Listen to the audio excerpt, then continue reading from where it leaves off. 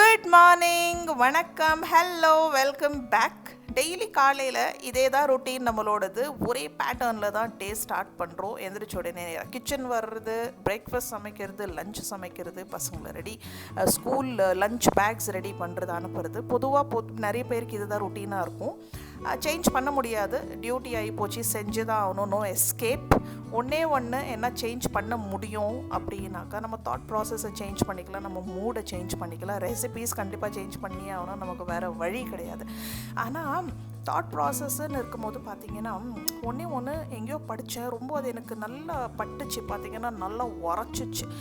இதெல்லாம் டெய்லி பண்ணுறது நான் என்ஜாய் பண்ண மாட்டேன். சமையல் எனக்கு என்ன தான் பிடிச்சாலும் டெய்லி பண்ணணும் அப்படின்னு இருக்கும்போது கடுப்பு.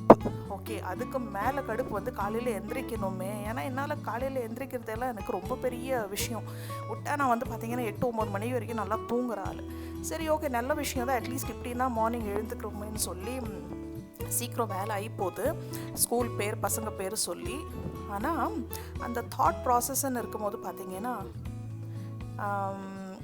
நம்மளால், அதாவது நமக்கு இது இங்கிலீஷில் சொல்கிறோம் இல்லையா, I have to do this, அந்த தாட் ப்ராசஸை மாற்றிட்டு I get to do this அப்படின்னு எங்கேயோ படித்தேன். செம்மையாக இருந்துச்சு. ஆமாம், இல்லை, நம்ம எவ்வளோ க்ரிப் பண்ணுறோம், ஆனால் நமக்கு ஃபேமிலி இருக்குது, நமக்கு கிச்சன் இருக்குது, சமைக்கிறதுக்கு நமக்கு பார்த்திங்கன்னா எல்லா சப்ளைஸ் இருக்குது, நமக்கு ஃபேமிலி இருக்குது, பசங்களுக்கு நம்ம ஸ்கூல் அனுப்புகிறோம், அவங்களுக்கு லஞ்ச் பேக்ஸ் ரெடி பண்ணுறோம், எல்லாமே நமக்கு கடவுள் கொடுத்துருக்கோம். இதுலேயும் நம்ம க்ரிப் பண்ணுறோமா, ஐயோ பாத்திரம் கழுவணும், அட்லீஸ்ட் கிச்சன் நிறைய பாத்திரம் இருக்குது அப்படின்னா அந்த அளவுக்கு நமக்கு சமையல் பண்ணுறதுக்கான சப்ளைஸ் இருக்குது, ஃபேமிலி மெம்பர்ஸ் இருக்குது, அவங்களுக்கு குக் பண்ணுறதுக்கு நமக்கு ஃபேமிலி இருக்குது, ஃபேமிலி மெம்பர்ஸ் இருக்குது. ஸோ இதெல்லாம் நம்ம கம்ப்ளைண்ட் பண்ணுறதுக்கு நமக்கு எந்த விதமான அதிகாரமே கிடையாது, பண்ணவே கூடாது, பெரிய குற்றம், தெய்வ குற்றம் ஆகிடும்.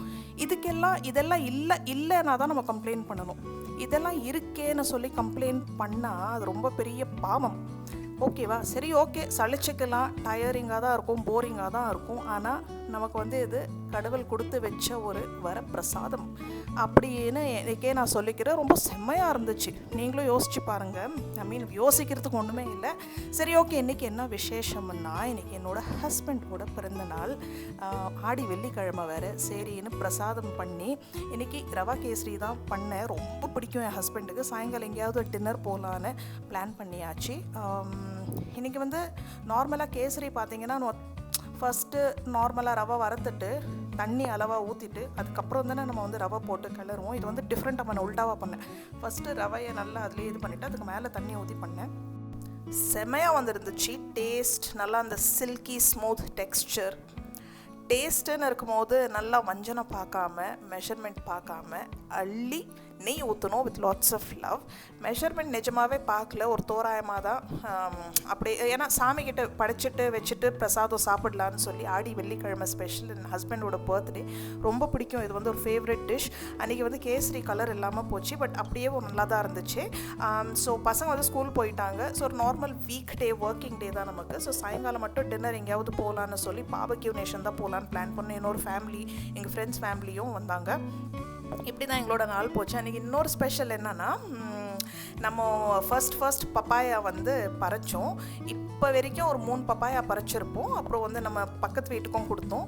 ஸோ நல்லா நியூஸ் பேப்பர் சுற்றி வச்சிடலான்னு சாமிக்கிட்ட வச்சு, ஒரு பப்பாயா பார்த்திங்கன்னா நம்ம கட் பண்ணுறதுக்கு முன்னாடி யாரோ திருடிட்டு போயிட்டாங்க. அதெல்லாம் ஒன்றும் செய்ய முடியாது. அதனால தான் சரி, பார்த்த உடனே நல்லா அந்த கலர் வந்த உடனே நம்ம பப்பாயா பறிச்சுட்டு வச்சிடலான்னு சொல்லி அந்த மாதிரி 2 பப்பாயா பறித்தோம்.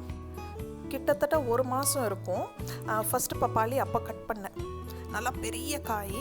அம்மா அப்பா வீட்டுக்கு போயிட்டு இருந்தேன். சரி, ஃபஸ்ட்டு பப்பாளி அவங்களுக்கு கிஃப்ட் பண்ணுவோமேன்னு சொல்லி கட் பண்ணி அவங்க நியூஸ் பேப்பரில் சுற்றி வச்சு பார்த்தாங்க. அது காயாகவே இருந்துச்சு, பழமாகவே ஆலை. கார்டனரை கேட்கும் போது, இல்லை, நீங்கள் அவசரப்பட்டு கட் பண்ணிட்டீங்க, இன்னும் அதுக்கு டைம் இருக்குது, மரத்துலேயே பழுத்தாதான், ஒரு ஸ்டேஜ்க்கு மேலே கட் பண்ணலாம், ஓகேவா?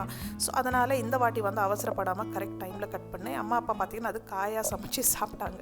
இது நாட்டி வெரைட்டி, ஹைப்ரிட் நாட்டி வெரைட்டி, செம்ம ஸ்வீட்.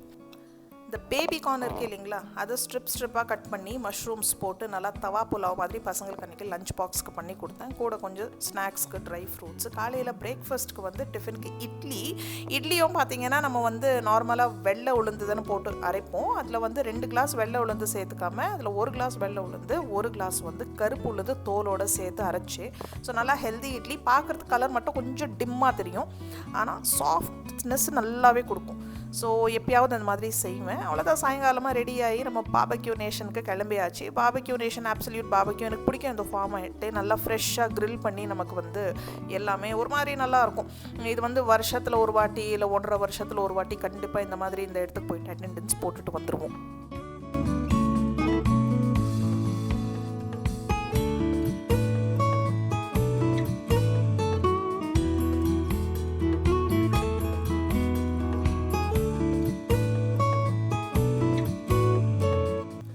செம்மையாக என்ஜாய் பண்ணோம். பாபக்யூ நேஷனில் ஃப்ரெண்ட்ஸ் ஃபேமிலியும் வந்திருந்தாங்க. நல்லா மான்சூன் ஸ்பெஷல் மெனியூ போட்டிருந்தாங்க. இந்த மழைக்கும் நல்லா தூரிடுச்சு. பார்த்தீங்கன்னா போகும்போதே நல்லா மழை, அதுக்கேற்ற மாதிரி நல்லா சூடாக ஸ்நாக்ஸு சாப்பாடு செம்மையாக இருந்துச்சு. கேக் வந்து என் ஹஸ்பண்டுக்கு அங்கே சின்ன பசங்க மாதிரி கட் பண்ணுறது பிடிக்காதுன்னு பேக் பண்ணி வீட்டுக்கு எடுத்துகிட்டு வந்துட்டோம்.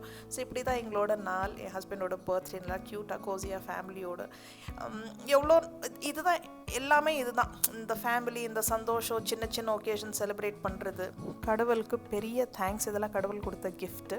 தேங்க்யூ ஃபார் வாட்சிங். அடுத்த வீடியோவில் சந்திப்போம். பாய் பாய்.